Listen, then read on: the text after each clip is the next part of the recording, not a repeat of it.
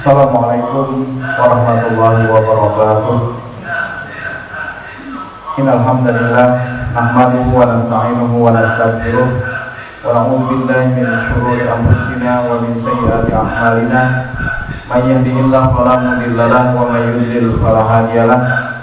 Asyhadu an la ilaha illallah wahdahu la syarika lahu wa asyhadu anna Muhammadan abduhu wa rasuluhu la nabiyya ba'dahu. Allahumma salli wa sallim ala Muhammad wa ala alihi wa ashabihi ajma'in, amma ba'du. Qala Allah ta'ala, a'udzu billahi minasyaitonir rajim. Ya ayyuhan nasu taqu rabbakum alladzi khalaqakum min nafsin wahidah wa khalaqa minha zawjaha wa batha minhuma rijalan katsiran wa nisaa'a wattaqullaha alladzi tasaaluna bihi wal arham innallaha kana 'alaikum raqiba. Ya ayyuhalladzina amanu taqullaha wa qulu qawlan sadida yuslih lakum a'malakum wa yaghfir lakum dhunubakum wa may yuti'illaha wa rasulahu faqad faza fawzan 'azima wa ba'du. Bapak ibu hadirin wal hadirat, shaimin was shaimat rahimani wa rahimakumullah. Puji dan syukur marilah bersama-sama kembali kita panjatkan kehadiran Allah Subhanahu wa taala atas limpahan segala nikmat dan karunia-Nya, hidayah serta petunjuknya jualah, sehingga pada kesempatan di hari ini kita sudah berada di bulan Ramadan di hari yang ke-13, atau kita menjalani ibadah puasa di hari yang ke-13. Semoga dari apa yang telah kita jalankan, baik itu shaum Ramadan atau puasa Ramadan di siang harinya, kemudian qiyam Ramadan atau juga sholat tarawih di malam harinya, tadarus Al-Quran yang telah kita bacakan ayat-ayatnya, kemudian infak atau sedekah yang telah kita keluarkan dermanya, atau juga zikir kepada Allah yang telah kita ucapkan akan asmanya, dan ibadah-ibadah lainnya, semoga senantiasa mendapatkan keridhaan dari Allah Subhanahu wa ta'ala. Amin ya rabbal alamin. Karena sesungguhnya puncak dari amal seorang hamba yang adalah berharga, selain daripada puncaknya adalah mendapatkan keridhaan Allah semata. Salawat dan salam semoga senantiasa tercurah kepada Nabi kita Muhammad sallallahu alaihi wasallam beserta keluarga, para sahabat, tabi'in serta pengikut beliau yang senantiasa istiqamah menjalankan sunnah-sunnah makbulahnya hingga akhir zaman. Bapak ibu hadirin wal hadirat rahimakumullah, suatu ketika pada saat Nabi berkumpul-kumpul dengan para sahabat, pada saat itu Nabi pun berujar, yatlu alaikumul an rajulun min ahlil jannah. Sebentar lagi kata Nabi akan datang seorang laki-laki yang dia ini adalah calon penghuni surga. Kami pun para sahabat pada hari itu menunggu-nunggu siapakah yang akan datang. Siapakah orang ini? Dari mana asalnya? Beberapa saat kemudian masuklah seorang laki-laki yang kata Abdullah bin Abbas, kami tidak mengenal siapa orang ini dan dari mana asalnya. Orang itu pun mengikuti ibadah bersama kami. Kemudian setelah selesai, orang tadi pulang. Ada salah seorang sahabat yang bernama Abdullah bin Amr yang penasaran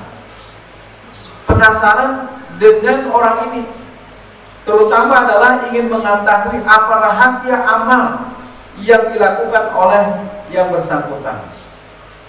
Adakah amal-amal yang selama ini luput dari kami para sahabat, sehingga orang ini melakukan satu amal yang lebih baik daripada kami para sahabat? Jadi saking hausnya para sahabat, Pak, maka mereka berupaya untuk melakukan yang terbaik, untuk melaksanakan apapun yang disabdakan oleh Nabi Sallallahu Alaihi Wasallam. Termasuk juga adalah pada saat Nabi mengatakan ada calon penghuni surga, maka tidak luput daripada perhatian para sahabat pada saat itu ingin mengetahui betul apakah amal atau rahasia amal apa yang menjadi kelebihan daripada orang ini. Akhirnya Abdullah bin Amr pun menguntit dari belakang, mengikuti orang tadi pulang. Pada saat orang tadi menuju ke sebuah rumah, maka Abdullah bin Amr pun menghampirinya. Kemudian dia berkata, aku ingin menginap di rumahmu barang beberapa hari saja. Abdullah bin Amr tidak mengutarakan maksudnya. Maksudnya sebenarnya adalah hanya ingin mengetahui apa rahasia amal dari orang tadi. Akhirnya orang tadi pun mempersilahkan Abdullah bin Amr untuk menginap di rumahnya barang beberapa hari. Setelah Abdullah bin Amr mengamati di pagi hari, di siang hari, di sore hari, kemudian juga di malam hari, ternyata tidak ada satupun amal yang menurut Abdullah bin Amr menjadi satu tambahan atau juga nilai plus dari orang tersebut. Karena orang tadi hanya melaksanakan, dan itu juga sudah dilaksanakan oleh para sahabat-sahabat yang lain. Salat malam misalnya, itu sudah biasa, standar bagi para sahabat. Jadi bagi para sahabat, salat malam itu adalah sesuatu yang biasa, sudah menjadi hal yang normal, rutin mereka lakukan. Jadi orang tadi melakukan amal-amalnya sebagaimana yaumiyah, keseharian, dan itu juga dilakukan oleh para sahabat-sahabat yang lain. Menurut kacamata Abdullah bin Amr, sepertinya tidak ada satu tambahan, tidak ada satu nilai plus dalam pandangan Abdullah bin Amr dari apa yang dilakukan oleh orang tadi. Dari perkara-perkara wajib, itu sudah juga dilakukan oleh para sahabat-sahabat yang lain. Dari perkara-perkara yang sunnah atau nafilah, itu juga sudah dilakukan oleh para sahabat. Pada saat misalnya di siang hari orang ini melaksanakan sholat duha, ini juga amalan rutin yang dilakukan oleh para sahabat. Di malam hari orang ini melaksanakan sholatul lail, ini juga adalah perkara yang sudah biasa, standar dilakukan oleh para sahabat. Tetapi kenapa Abdullah bin Amr masih penasaran, Pak? Kenapa orang ini dikatakan oleh Rasul sebagai calon penghuni surga? Karena waktu menginap itu sudah beberapa hari, Pak. Jadi waktu menginap, kalau kita bertamu itu standarnya 3 hari, Pak. Jadi hari pertama itu masih biasa, hari kedua masih biasa, hari ketiga itu sudah ini maksimal. Dalam artian tata krama sebagai seorang tamu. Kalau seandainya memang kita ada keperluan lain, kecuali hal demikian. Tetapi kalau seandainya tidak ada keperluan lain, maka tata krama dalam bertamu itu adalah salah satunya dia menginap maksimal 3 hari. Begitu juga tuan rumah, ada tata kramanya juga pada saat seseorang bertamu, maka hendaknya ihtiramud duyuf atau menghormati akan tamu. Menghormati akan tamu itu salah satunya misalnya menyuguhkan makanan atau minuman yang dia mampu. Tapi bukan bulan puasa, malah. Kalau bulan puasa membukakan orang nanti. Jadi maksudnya di luar bulan puasa, jangan misalnya kita bertamu ditunggu-tunggu sejam 2 jam, kan ada juga keluar lah ya. Jangankan wadai, baju putih kan karena keluar misalnya, itu tentu tidak ihtiramud duyuf. Jadi salah satu ihtiramud duyuf, paling tidak dia menyuguhkan sesuatu untuk si tamu. Ibu-ibu yang dirahmati Allah, jadi pada saat orang tadi sudah bertamu 3 hari lamanya, kemudian Abdullah bin Amr pun pamit pulang. Karena Abdullah bin Amr tidak menemukan satu amal pun yang menjadi kelebihan atau nilai plus dari orang tadi. Amalnya standar sebagaimana dilakukan oleh para sahabat yang lain. Akhirnya Abdullah bin Amr pun pamit pulang, dan dia mengemukakan maksudnya, tujuannya dia menginap di rumah orang tersebut adalah hanya ingin mengetahui apa sih nilai plus atau juga amal tambahan dari orang tadi. Abdullah bin Amr pun berkata, sebenarnya maksud dan hajat menginap di rumahmu hanya ingin menyelidiki, hanya ingin mengetahui amal apa yang kau lakukan selama ini, sehingga engkau disebut oleh Rasulullah SAW sebagai calon penghuni surga. Kemudian laki-laki tadi pun berkata, wahai Abdullah bin Amr, sesungguhnya apa yang telah engkau saksikan dalam beberapa hari ini, itulah amal yang biasa aku lakukan dalam keseharian. Dan engkau melihat sendiri tidak ada satu tambahan keluar dari apa yang dicontohkan oleh Rasul Sallallahu Alaihi Wasallam. Jadi kalau kita ingin melakukan satu ibadah, maka tinggal mencontohi saja apa yang dilakukan oleh Rasul. Tinggal kita meningkatkan kualitasnya saja. Apa yang dilakukan oleh Rasul misalnya, itulah yang menjadi contoh bagi kita. Tidak perlu kita menambah-nambahkan dengan sesuatu yang keluar dari apa yang dicontohkan oleh Rasul Sallallahu Alaihi Wasallam. Dicukupkan. Karena apa? Karena sesungguhnya Rasul Sallallahu Alaihi Wasallam sudah final menjelaskan tentang ajaran agama ini kepada kita umatnya melalui riwayat-riwayat atau juga hadis-hadisnya. Nah, Bapak Ibu hadirin wal hadirat rahimakumullah, akhirnya pada saat Abdullah bin Amr belum menemukan amal apa yang menjadi rahasia orang tadi, Pak, dia pun pamit pulang. Pada saat beranjak pulang, akhirnya dipanggil kembali Abdullah bin Amr oleh laki-laki tadi. Wahai sahabatku, kesinilah. Barangkali, kata orang tadi atau laki-laki tadi, barangkali ada selama ini prinsip hidupku yang selalu aku pegang dan itu tidak pernah aku langgar. Apa itu, kata Abdullah bin Amr? Pertama adalah aku tidak pernah berdusta. Jadi dalam prinsip hidupku, aku tidak pernah berbohong kepada orang lain atau juga tidak pernah berdosa atau melakukan kebohongan. Kemudian yang kedua, dalam prinsip hidupku selama ini, aku tidak pernah iri terhadap orang lain yang diberikan oleh Allah Subhanahu wa taala karunia. Barangkali inilah dua hal yang selama ini aku pegang. Pertama adalah aku tidak pernah berdusta. Yang kedua, aku juga tidak pernah iri terhadap tetangga, terhadap orang lain yang Allah berikan kepadanya rezeki. Kemudian apa jawab Abdullah bin Amr? Hadhihi allati balaghat bika. Inilah ternyata rahasia amal yang kenapa Rasulullah SAW mengatakan engkau ini adalah calon penghuni surga. Nah, ini ternyata rahasianya, kata Abdullah bin Amr. Nah, Bapak Ibu hadirin wal hadirat rahimani wa rahimakumullah, mengajarkan kepada kita untuk bisa menahan diri daripada makan dan minum dari semenjak fajar sampai dengan terbenam matahari. Jadi terbit fajar saat ini, Pak, alhamdulillah sesuai dengan hasil munas musyawarah nasional majelis tarjih ke-31 di Gresik, Universitas Muhammadiyah Gresik beberapa waktu yang lalu yang dilakukan secara online. Mungkin juga pihak sudah mendengar terjadi pemunduran karena berdasarkan pengamatan, baik itu berdasarkan dalil atau juga berdasarkan ilmu pengetahuan dikolaborasikan, maka hasilnya adalah ternyata waktu fajar atau juga waktu subuh dalam surah Al-Baqarah ayat 186 ya.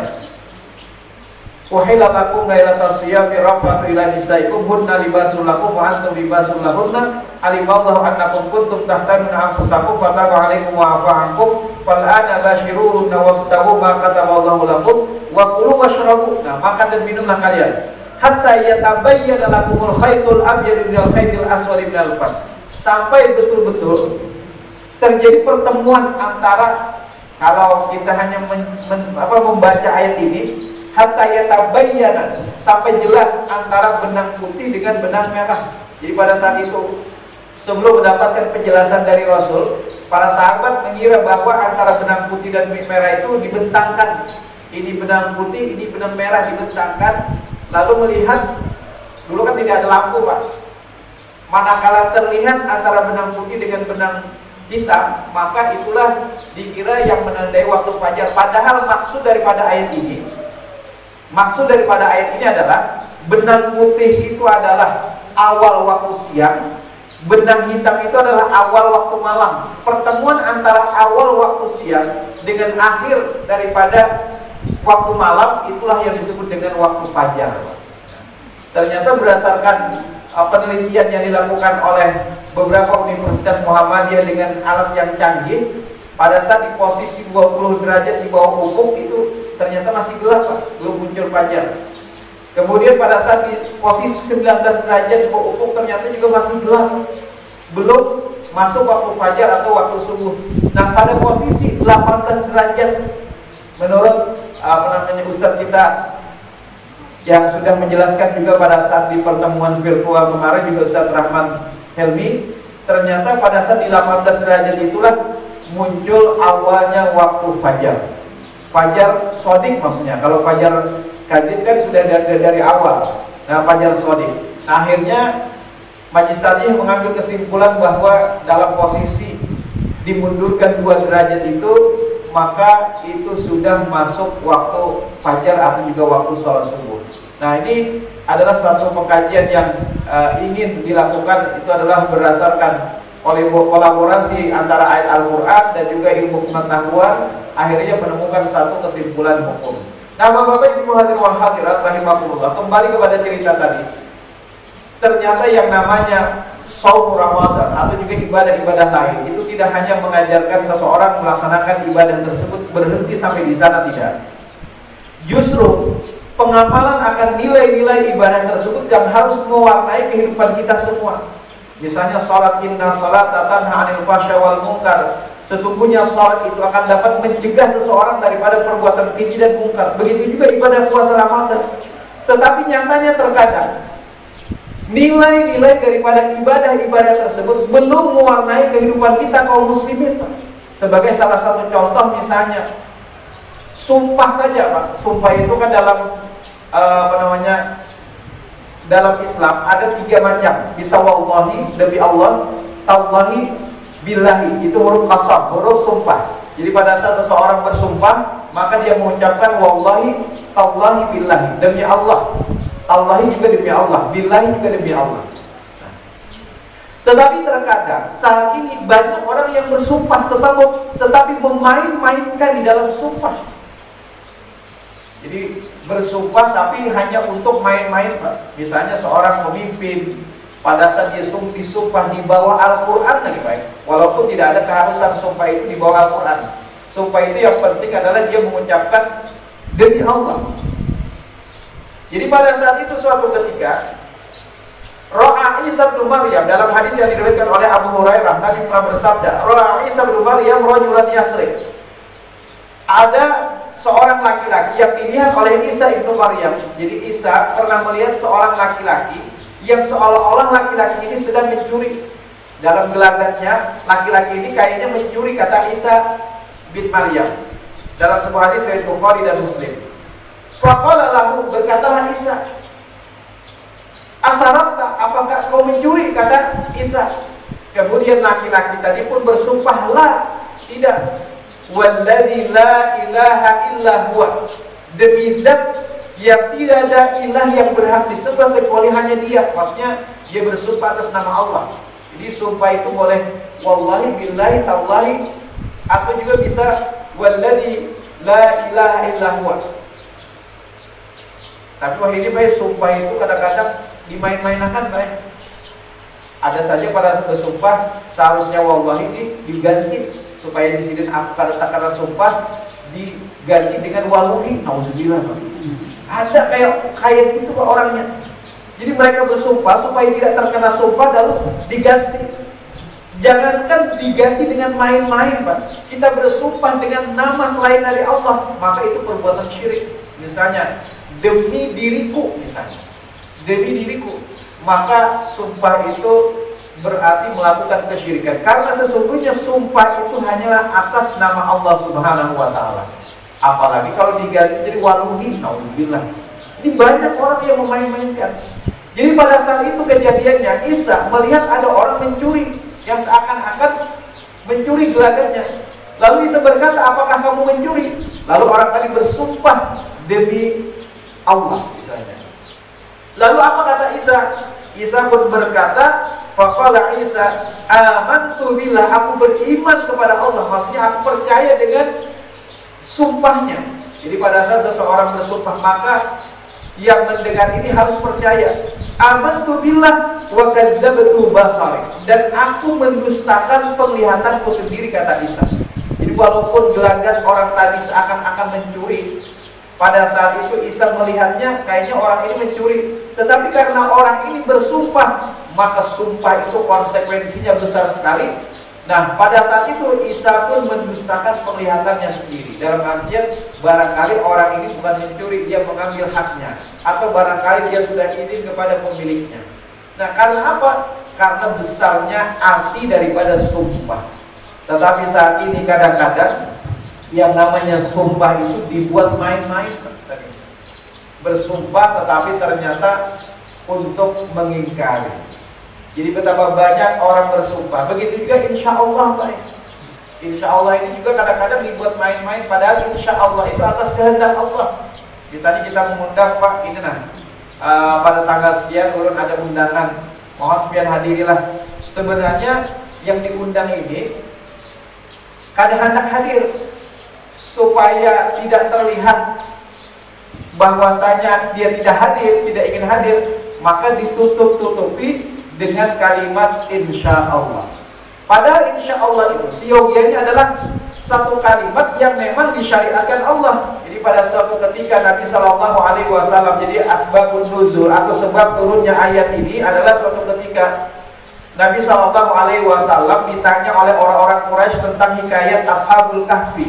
Dalam surah Al-Kahfi ayat 23 sampai dengan 24 disebutkan tentang insya Allah ini. Wala taqulanna li syai'in inni fa'ilun dzalika qada. Jadi pada saat itu Nabi pada ditanya orang-orang Quraisy, lalu Nabi pun mengatakan, besok aku akan jelaskan kepada kalian orang-orang Quraisy tentang hikayat atau cerita daripada Ashabul Kahfi. Nabi pada saat itu lupa untuk mengucapkan insya Allah. Kemudian Allah pun menegur, wala taqulanna, janganlah sekali-kali engkau berkata inni fa'ilun dzalika ghadan, sesungguhnya aku akan melakukan perbuatan itu esok. Jadi jangan kita tanpa mengucapkan insya Allah, jangan yakin bahwasanya aku akan melakukan itu tanpa adanya embel-embel insya Allah.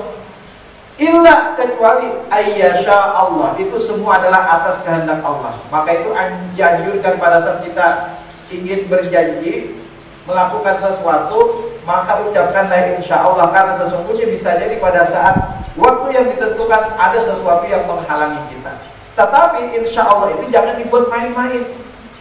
Kadang-kadang kan hanya untuk menutup-nutupi, dia tidak mau menghadiri, dia tidak mau melakukan perbuatan itu, lalu ditutup-tutupi dengan insya Allah. Padahal insya Allah itu dia melakukan perbuatan itu, tetapi nanti pada saat di waktu yang ditentukan bisa jadi ada halangan-halangan atau sesuatu yang mungkin menyebabkan dia tidak bisa melakukan perbuatan tersebut. Maka diselipkanlah kata insya Allah. Itu diperintahkan oleh Allah Subhanahu wa ta'ala. Cuma terkadang kalimat insya Allah saat ini dibuat main-main, Pak. Begitu juga mendengar kan, karena biasanya orang kita ini kalimat insya Allah ini buat main-main. Nah akhirnya mendengar itu kan berucap juga insya Allahnya ini versinya Indonesia kah? Arab aja. Padahal tidak ada bedanya. Insya Allah itu adalah kalimat yang hak, kalimat yang benar. Cuma terkadang dibuat main-main oleh sebagian orang-orang kita. Nah, Bapak-bapak, Ibu hadirin wal hadirat rahimakumullah. Jadi sebenarnya nilai ibadah atau juga pelaksanaan sholat, puasa dan ibadah-ibadah haji, ibadah-ibadah lainnya adalah tidak cukup hanya berhenti setelah kita selesai daripada ibadah tersebut. Tetapi seyogianya ibadah tersebut dapat mewarnai kehidupan kita semua. Ada satu survei, Pak, yang dilakukan oleh seorang peneliti Muslim. Jadi beliau ingin meranking negara-negara Islami, negara-negara yang paling Islami di dunia. Manakah di antara negara-negara di dunia ini yang paling Islami? Tidak memandang apakah di negara tersebut mayoritas muslimnya atau non-muslimnya, karena yang dinilai itu bukan sholat, bukan puasa, bukan haji. Yang dinilai itu adalah kehidupan berbangsa dan bernegaranya, nilai-nilai keadilan, angka korupsi dan segala macamnya. Ternyata apa? Di antara peringkat ranking itu 1 sampai 10 ternyata diduduki oleh negara-negara Eropa. Tidak ada satupun di antara negara-negara tersebut yang penduduknya mayoritas muslim. Tapi alhamdulillah muka kita umat Islam itu terselamatkan, Pak. Dengan bertenggernya Malaysia. Malaysia itu kalau tidak salah berada pada urutan ke-48 ke-46. Jadi di 50 besar itu hanya ada 2 negara yang mayoritas muslim. Pertama adalah Malaysia, kedua adalah Kuwait. Kalau Indonesia jauh lain. Nah, ini membuktikan bahwa ternyata yang namanya aplikasi dari ajaran Islam mungkin hanya masih sebatas ibadah ritual belaka yang kita pahami. Tetapi sebenarnya Islam itu adalah syumul. Bukan hanya mengajarkan kita puasa, bukan hanya mengajarkan kita melaksanakan ibadah haji, tetapi seyogianya nilai daripada ibadah-ibadah tersebut mampu mewarnai kehidupan kita semua. Sebagaimana tadi Nabi mengatakan seorang laki-laki yang dikatakan sebagai calon penghuni surga, ternyata yang menjadi tambahan atau juga nilai plus dari orang ini bukan hanya nilai ibadahnya. Kalau ibadah itu memang sesuatu yang wajib, tetapi ternyata justru adalah dalam kehidupannya dia mampu menjaga nilai-nilai kejujuran, dia juga mampu menjaga daripada kesucian jiwanya, tazkiyatun nafs. Oleh karena itulah sebenarnya puasa, visi daripada puasa, esensi daripada puasa bukan hanya mengajarkan kita menahan diri daripada makan dan minum di siang hari, tetapi lebih jauh sebenarnya esensi daripada puasa adalah untuk menjadikan insan kamilah atau juga insan yang sempurna, yaitu adalah munculnya orang-orang yang muttaqun, yaitu orang-orang yang bertakwa. Salat misalnya, inna salat tanha 'anil fahsya wal munkar. Sesungguhnya salat itu akan dapat mencegah seseorang daripada perbuatan keji dan munkar. Tetapi ternyata pada saat selesai salat, baru keluar daripada pintu masjid, baru keluar daripada pintu mushola atau langgar, ternyata setelah itu dia melakukan korupsi. Nauzubillah min dzalik. Berarti ada sesuatu yang berbeda dalam kehidupan. Dia sholat, dia haji berkali-kali, tetapi ternyata dalam kehidupannya dia tidak mengamalkan akan ajaran-ajaran sholatnya atau puasanya atau juga ibadah hajinya. Demikian yang dapat saya sampaikan pada kesempatan di subuh kali ini. Mudah-mudahan kita bisa betul-betul meresapi yang namanya ajaran Islam itu adalah sesungguhnya tidak hanya sebatas ritual belaka, tetapi bagaimana kita juga mampu mewarnai kehidupan kita dengan nilai atau ajaran-ajaran Islam. Aku qauli hadza subhanakallahumma wa bihamdika asyhadu an la ilaha illa anta astaghfiruka wa atubu ilaik. Wassalamualaikum warahmatullahi wabarakatuh.